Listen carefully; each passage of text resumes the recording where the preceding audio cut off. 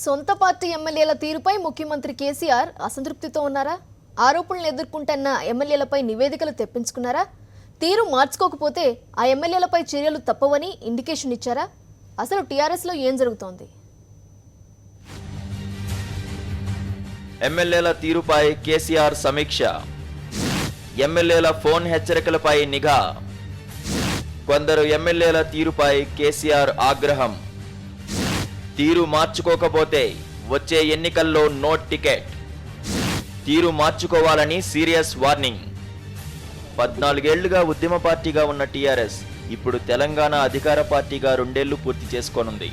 June 2 సమీపిస్తున్న క్రమంలో party ప్రభుత్వ పనితీరుపై అధినేత కేసీఆర్ దృష్టి సారించారు. పార్టీ ఇమేజ్ విషయంలో రాజీ పడే ప్రసక్తే లేదని టీఆర్ఎస్ ముఖ్య నేతలు ఇటీవల పదే ప్రస్తావిస్తున్నారు.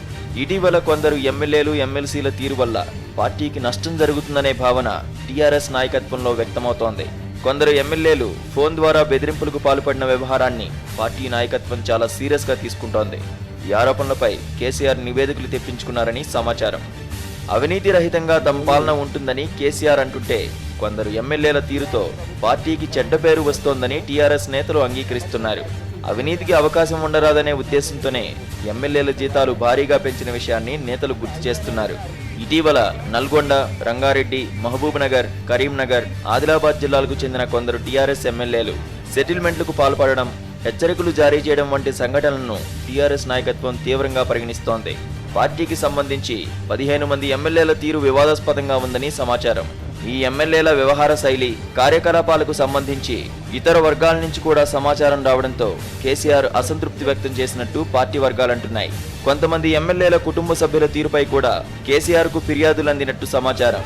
జిల్లా మంత్రులు కూడా ఎమ్మెల్యేల తీరుపై వస్తున్న ఆరోపణలు, విమర్శలపై ఎప్పటికప్పుడు పార్టీ నాయకత్వానికి సమాచారం అందిస్తున్నారు.